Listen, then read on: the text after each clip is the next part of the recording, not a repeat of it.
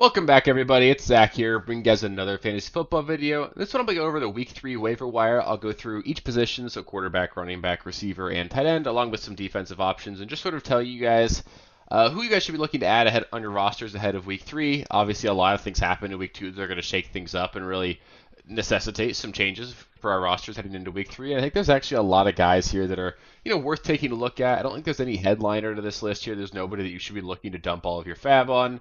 Nothing crazy like that happened that's going to really set up an opportunity here, but I think there's a lot of guys that are useful enough that they should be involved, and it'll just be fun to see this. That being said, we'll just get into it. A lot of guys to talk about, and hopefully you guys find this useful. And of course, if you guys do have any specific ad drop questions, just let me know in the comments. I'll be sure to get back to you before waivers run, generally at like midnight tomorrow night for most of you guys. Starting things off with the quarterback position here, a couple names I want to highlight. I will start things off with Geno Smith, who looked amazing in Week 2, obviously, completing 33 of 44 passes. Had a few drops in there as well. He was a lot better than that even. Fantasy numbers weren't necessarily that great because he only had the one passing touchdown, but throwing for over 300 yards against that Patriots defense is really impressive. This offense in Seattle looks like it really could be awesome. We saw JSN finally break out this last week. We know how good DK and Lockett are. There's a lot of weapons in this offense. You sprinkle in Kenneth Walker when he gets healthy. This could be a team that honestly ends up surprising us on offense, and a matchup in Week 3 against Miami, that's not scary at all. And also, let's remember, 2 years ago, Geno Smith was a top 5 fantasy quarterback over the course of the season. We've seen him do that. I know it was this more of like a stat accumulation thing for him that year in 2022 than him like actually being like a top 5 option every single week, but we've seen him be relevant in fair fantasy before. He's got a lot of weapons. This should be, in theory, one of the best offenses he's had since he's been in Seattle. So I like Geno going forward. He's a guy that I think definitely needs to be rostered more. Derek Carr, also got to talk about him. Just tough to ignore him in the Saints offense here. They've looked absolutely fantastic. He's got a decent matchup in Week 3 against Philadelphia. I think you could certainly stream him in Week 3. And then Deshaun Watson, he's got a matchup with the Giants in Week 3, who are one of the worst defenses in the NFL. Didn't look awful in Week 2, played decent against the Jaguars here. I think Deshaun Watson, just with what he offers on the ground, plus in this matchup against the Giants, you could do a lot worse than Deshaun Watson this next week if you wanted to. At running back here, we've got a lot to talk about. I will start things off with the obvious headliners of Samaje Perine and Carson Steele. This is just due to the Isaiah Pacheco injury. We know that Pacheco is going to miss 6 to 8 weeks here. In general, I don't think either one of these guys is worth dropping a ton of fab on. They're having a meeting with Kareem Hunt here. Clyde Edwards-Helaire should return at some point here if he can get right. So we'll see what happens there with Samaje Perine and Steele. I don't think I'd be looking to drop more than like 5 to 10% of my fab on either one of these guys. If I had to pick, I sort of think Samaje Perine is the guy that I'd want to add just because we know he's got the passing down work. Steele profiles to maybe get the goal line work. He's decent. He did fumble this last week. They had to give him touches because obviously the Pacheco injury happened, but I wouldn't be shocked to see them, they got generic Prince. We could see him get involved. Really tough for me to necessarily come in here and say that they're going to give all of the work to one guy here. So I think really what's just going to happen is the Chiefs are going to pass more. If they're doing that, that lends itself towards Samaje Perine being the guy, but I obviously do like Carson Steele's name. Do with that what you will. I still think either one of those guys is worth a ton there. Rico Dowdle looks better than Ezekiel Elliott, and honestly, he got more work early on than Zeke as well. I think we could potentially see a bit of a changing of the guard over the course of the season. Zeke, though, I do think still going to get the goal line work, so I don't really think either one of those guys is going to be super valuable, but I do think Dowdle still needs to be on rosters. Antonio Gibson really made the most of his touches this last week, had a 45-yard run, looked really good. Obviously, he's not going to be a reliable weekly option in what should be a mediocre to bad Patriots offense going forward, but we've seen him be good for fantasy before. If something were to happen to Ramondre, he'd be someone that you could definitely start as potentially a top 15 back, and even with Ramondre there, he's involved enough, will catch a few passes.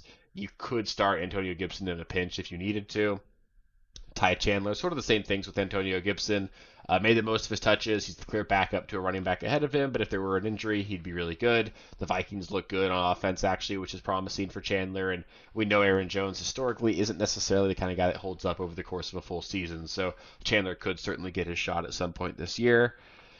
Cam Akers and Dameon Pierce, got to talk about them. We saw Joe Mixon leave the game and return with an ankle injury here, but it's really common to see these guys sort of come back and the ankle will swell up and they'll have to miss some time.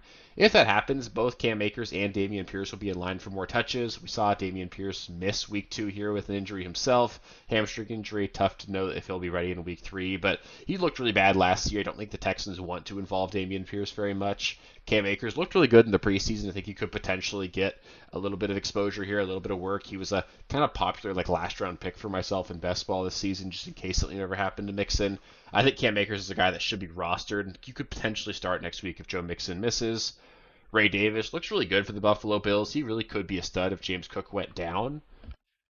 We've seen him really do everything the Bills want him to do. He looks like a professional runner. I could see him easily getting goal line work at some point this season. He's nothing really more than a handcuff and like a really deep league desperation running back play. But if something were to happen to James Cook, this Bills offense is going to want to run the ball a ton. I think Ray Davis could be really valuable if that were to happen. Braylon Allen was really involved this last week. He's a really great handcuff. I sort of view him as like effectively the same as like Tyler Algier, a guy that's going to see like 20 to 30% of the snaps, touch the ball on occasion. Never really be a guy that you want to start unless something happens to the guy ahead of him. But if we were to see Breece Hall go down, I think Braylon Allen could easily be a top 10 running back. I do think he's that kind of talent. And Isaac Guerrero, he's just one Jordan Mason injury away from being a starter. You'd be playing him every single week in that event just because he'd be a guy that is getting a ton of work in a San Francisco 49ers offense. So Guerrero, as the handcuff in San Francisco, needs to be rostered at least until Christian McCaffrey comes back. At wide receiver, got to bring up Rashid Shaheed again. It's probably too late to get him, but 2 straight weeks of monster performances. This Saints offense looks kind of legit. They're using Shaheed all over the field as well. He's a little bit more than just a deep threat for them. I think Shaheed's a guy you could probably just start every week going forward. So if he's available, I'd be willing to spend a decent amount of fab on him. Other than that, we got Demarcus Robinson along with Tyler Johnson and Tutu Atwell. Obviously, we saw Puka Nacua go down in week 1 and then Cooper Kupp go down in week 2 here. The Rams are down to basically all their backup wide receivers. Demarcus Robinson, the more proven of the 3 there, so he'd be my preference. But Tyler Johnson has looked good in spurts over the course of his career. Tutu Atwell had some really good games last season. I think they should all be rostered just to see how things shake up. I think you could potentially just play any of them in your flex if you really needed to, but next week against the Niners defense, with just how banged up this offensive line is, I don't love it. I don't really want to play any of them other than Demarcus Robinson, maybe, but I think you can play all of them as like low-end wide receiver options if you need to. Quentin Johnston scored 2 touchdowns for the Chargers in week 2 here. It was against the Panthers. I still don't know who the clear wide receiver 1 is in Los Angeles. I still kind of think it's Ladd McConkey going forward, but Quentin Johnston does seem to be like their big-bodied wide receiver, the guy they'll throw jump balls to. Remains to be seen if he can really perform at a high level over the course of a season if that happens, but I think Quentin Johnston does need to be on roster just because he is a first-round talent. He does have Justin Herbert throwing to him. We could see some good games from him going forward. Khalil Shakir, probably owned in your league, but I think he should be on a lot more rosters. I think he could really be the wide receiver 1 for Buffalo here. Just looks the best to me of all of them. Keon Coleman has made a couple decent plays, but obviously put up a goose in week 2. Khalil Shakir is a guy they're kind of manufacturing touches for. I haven't seen a whole lot of Curtis Samuel get utilized so far. I think this offense is going to be really run heavy, and there won't be a ton of volume to go around, but Khalil Shakir is a guy that I think will probably lead the team in targets at the wide receiver position over the course of the season, so I think he needs to be on rosters. Darnell Mooney looks to be the deep threat for Kirk Cousins. Obviously had a good game in week 2 here. Caught a 41-yard touchdown. Had another really deep catch on their game-winning touchdown drive. Mooney's a good player. We've seen him be good in the past. And if Cousins does come back to form, put up a good stretch of games, if he ends up being what we've seen out of Kirk Cousins before, we could see Kirk Cousins support 2 wide receivers, and Mooney would be the clear wide receiver 2 in Atlanta. Juwan Jennings, got to bring him up here. We have Deebo Samuel going down, likely going to miss several weeks. Brandon Ayuk has not looked great or like himself so far to this point as well, and they're going to need pass catchers in this offense with Christian McCaffrey out. Mason is not the same kind of pass catcher that McCaffrey is. Deebo's out. Ayuk doesn't look like himself. It could be a lot of George Kittle and a lot of Juwan Jennings going forward. Decent matchup in week 3 as well against the Rams, who we obviously just saw get carved up by the Cardinals. I think if you really needed to, you could just pick up and start Juwan Jennings in week 3. And then Michael Wilson, he's the wide receiver 2 in Arizona here. He's playing opposite side Marvin Harrison. If Kyler Murray keeps playing out of his mind like he did in week 3, there could be more value to be had there. I think Michael Wilson at least needs to be rostered just because he is a year 2 wide receiver in what could be a really good offense. At tight end, we've just got a couple names to talk about here. We'll start off with Hunter Henry, who could be, effectively the wide receiver 1 in New England here. We saw him with over 100 receiving yards in a game where Brissett only had about 150 passing yards. Could be a Seattle defense sort of thing, sort of remains to be seen there, but Hunter Henry is the most established pass catcher in this Patriots offense. I think Hunter Henry needs to be on rosters and probably just needs to be started until we see something happen there. The tight end position's a wasteland, and having 100 yards on the table as an even possibility is really tough to find for the tight end position. So Henry's really solid. Mike Gesicki had a really awesome game in week 2. He was involved, had a touchdown called back in week 1. I talked about him a lot in the preseason as a guy who could be involved this season. And with T. Higgins remaining out potentially into week 3, they have a matchup against Washington, who is one of the worst defenses in the NFL. We could see Mike Gesicki be the number 2 target for a Joe Burrow offense against a really bad defense. So Gesicki's a streaming option. And then Jonnu Smith gets Seattle next week, was actually really involved in week 2 as well, even after Tua went out. And also Seattle just gave up this monster performance to Hunter Henry.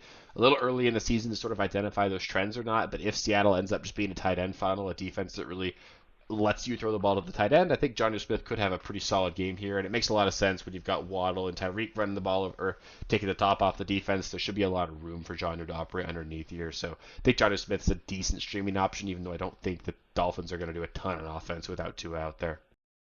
And then last, but certainly not least, we know some matchups can easily be decided by our defensive performances here. We'll start things off with the Cleveland Browns, probably rostered, but if some people got scared about the matchup with the Jaguars in week 2, the Browns play the New York Giants in week 3. They absolutely need to be on rosters. I'd be willing to drop 5 to 10% of my fab to get them, just because having that kind of defense that you could lock in every single week is really nice to have.